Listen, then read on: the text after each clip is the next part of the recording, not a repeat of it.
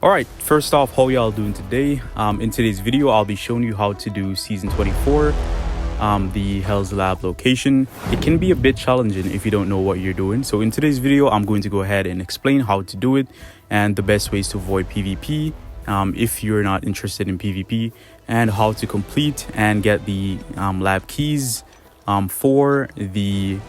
from the zone to then complete the season here. So you can use blue gear. Someone did comment in the video saying that you can't use blue gear, but you could definitely use blue gear. There's no need to use purple gear. You could just use blue gear, or you can use basic gear or green gear. But in today's video, first I'll show you how to use the blue gear in the zone, then I'll show you how to use the basic gear. So you want to definitely stay tuned until the end of this video. Also, to let you know that you could purchase the blue gear with the small monster suit at the traveler, inside Mohole from the trader, or you could craft it in your crafting menu with basic resources. So just to keep in mind that you can also use the mist weapon, the purple mist weapon, preferably the ice axe. I'm going to show you why the ice axe, and also cleaver. You can use cleaver. Also, you want to use Valkyries. The reason I'll recommend Valkyries over the Thrasher, so the Valkyrie for this specific zone, the Valkyries is a escape class. You have a Tempest skill that you could just escape in case there's PvP. To avoid PvP, you could use the Tempest skill. You can also heal with the Valkyries by throwing the the lightnings and stuff. Also, to keep in mind that the zone here is a PvP zone. It's a solo zone that you'd have to do to get the Hell's Lab keys to unlock the chest and stuff. So first off, as you can see here, we're currently in the zone. Also keep in mind, the basic resources, which is meat and food or bandages. Well, you could use both, and damage potions and armor potions. You can also have in your hotbar another weapon to substitute. Preferably, I have the 5-shot, or sometimes I use the Frostbow, but I'll show you in the video here. So you want to sneak attack the mobs to do, more damage and stuff once you are behind the mobs. As you can see here, we got lucky and we did get a Hell's Key pretty fast, a lab key, I should say. So what you want to do is you want to find the closest chest. So usually the closest chest would be at the top section of the zone. So you can definitely go ahead and go all the way up there. Also, to keep in mind, if you see any PvP, immediately just stay on the clouds and leave the zone. Then you could re-enter and you could grab the chest, or you can go to the family zone and open the chest there. In this case, this guy was level 2, so I know I could take him, but he quickly left the zone. And that's an example of what I'm speaking about. You want to leave the zone if you're gonna face any PvP. Once you see a red person on the map, you definitely want to leave the zone.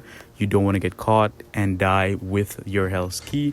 I mean, the lab key, but it is personal, but it could still reset and stuff. But what you want to do after you've received the lab key is to open the chest. Once you have opened the chest here, as you can see, I did get a Seed of Power.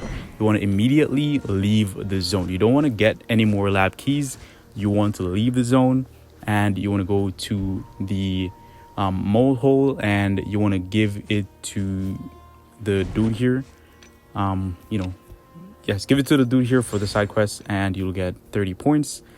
So you want to keep doing that. You want to go to the lab location, then you want to go back to the dude and give him the Seed of Power, and you want to continue doing that.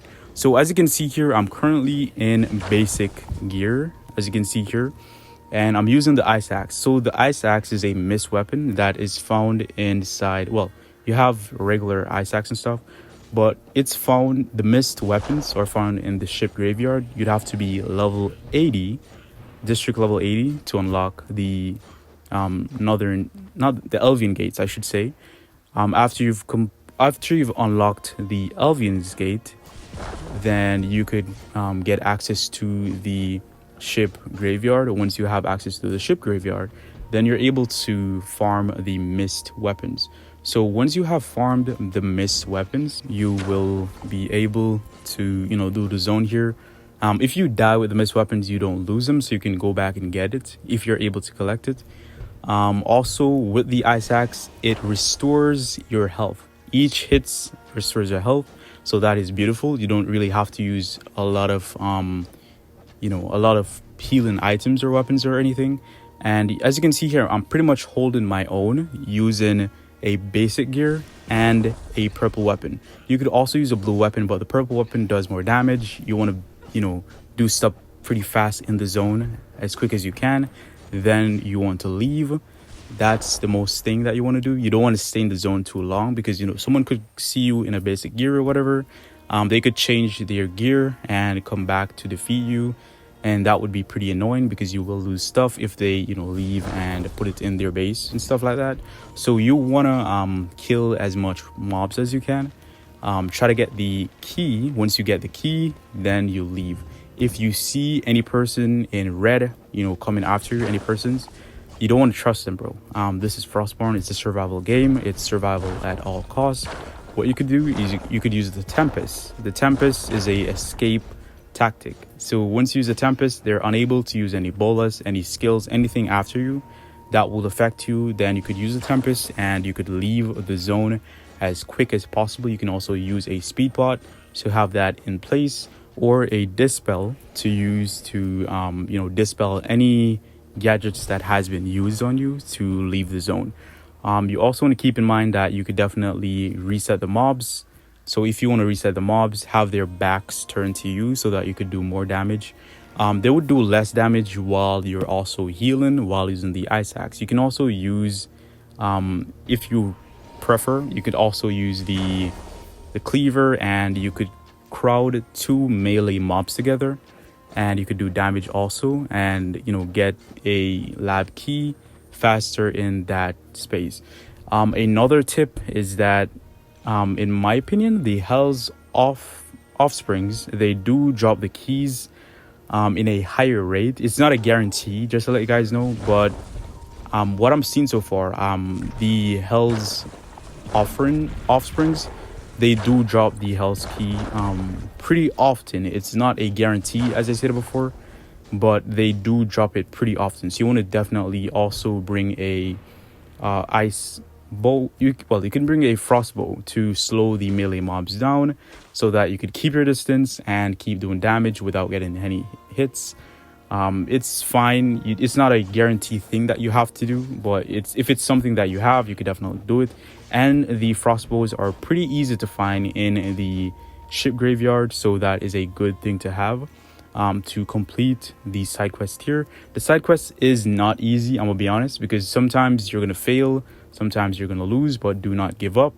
Keep trying, and you will indeed complete the side quest. I think by doing the tactic, as I said before, by once you get a lab key, loot the chest, then immediately leave, and you'd be using blue gear. So you using blue gear that you buy with the teeth, the small monster tooth, or you could just use the basic gear that you could craft. So you're not going to be losing a lot of stuff, and you can also bring like 10 bandages and 10 meat, or you could bring 20 bandages and 20 meat if you have the luxury for bandages and stuff.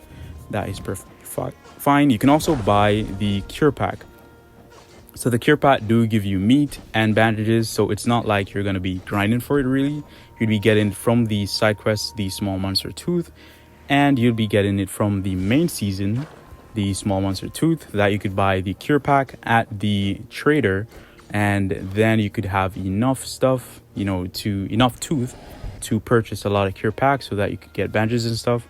But I'm gonna show you guys something here in regards to this specific Hell's offspring.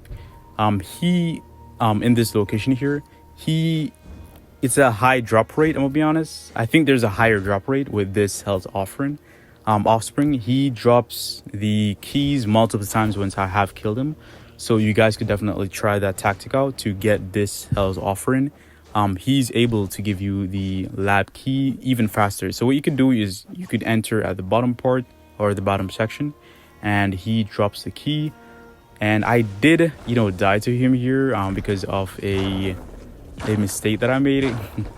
I think I got too close, but you could, that's the thing. His skill accidentally killed me there, which is perfectly fine. You could just respawn. So what I did, I used the Frostbow to keep my distance, and then I killed him.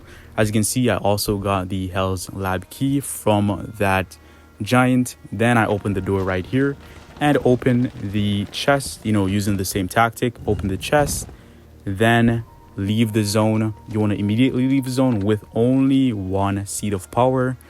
Then you want to go to the mole area and also donate that for the side quests. You don't want to keep doing that, going back and forth to these zones. Once you have get seed of power, which you need, then you bring it to the dude here, then you donate it and leave and go back to Hell's Lab. You want to keep doing that process. So it's that simple. It kind of looks easy, which it's easy if you play your cards right, and if you're on at a non-active time where there's not a lot of players that are active. And also the Son of Rift here. So some of these Son of Rift, they do drop the keys, but it's not a guarantee with any mob to drop the lab keys and stuff. So let me go ahead and show you right here. So I'm using the cleaver also, just to let you know. So what you can also do with the cleaver is you could group the melee weapons up together and you could do multi-damage. Well, that wouldn't be a good thing to do because, you could mess up, or their skill could, kill you and stuff. You can also use a 5-shot to group them, the melee mobs up together, and you can kill them and, do multi-damage to multiple mobs to get a higher chance of finding a lab key pretty fast. Also, keep in mind the tip that I gave at the start of the video, that the Hell's Offspring, they do drop the keys a bit faster. I'm gonna be honest. It's, as I said before, it's not a guarantee that you will get the lab key from these dudes here, but as far as I see it, bro, that's the fastest way that I've gotten the lab's key multiple times, is by killing the Hell's Offspring at the lowest section here.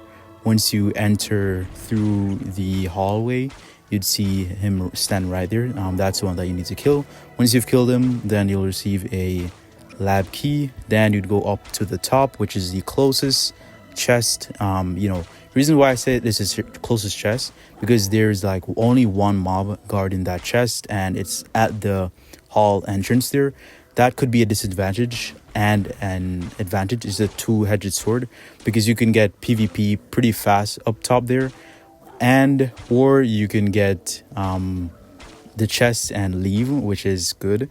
But PvP, we're trying to avoid that once you're doing the side quests here, because you just want to farm for these side quests and avoid a bit of PvP, because PvP is unpredictable and you could win or you could lose.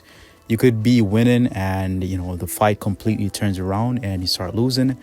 Another thing I'm gonna show you guys what you need to do is to leave the zone and re-enter. So once you leave the zone and re-enter, you could get a shield. Once you get a shield, you could just go through the hall and avoid some of the mobs.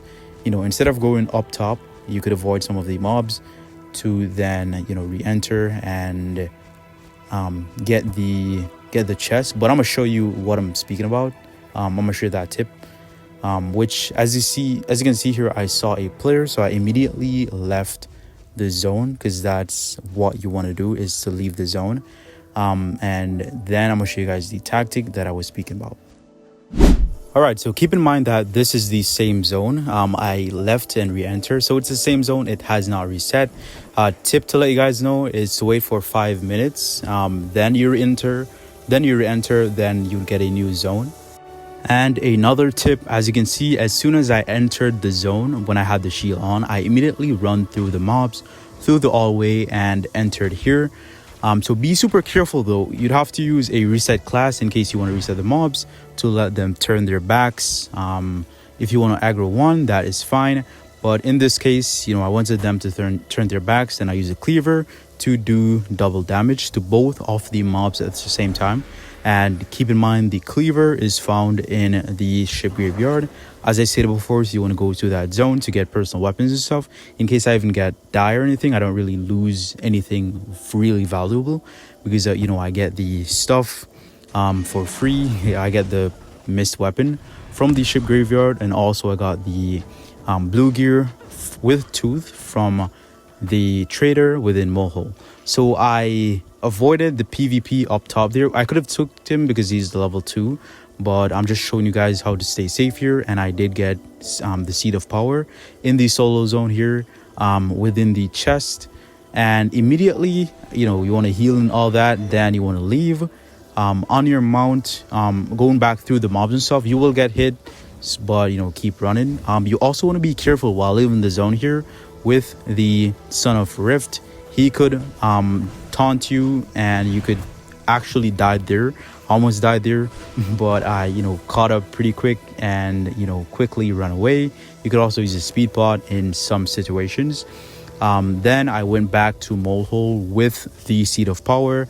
Then I, you know, give Galilean right here, and then I got 30 more points. And as you can see there, I'm not pretty far in the season, but I will complete the side quests off video. So hopefully this video does help. Comment down below if it does help. Also, you could comment your tips and tricks in doing the side quests. I'll definitely look at that. Also, I'll read, you know, each comments. Really appreciate y'all for the support. Hope that helps. Peace.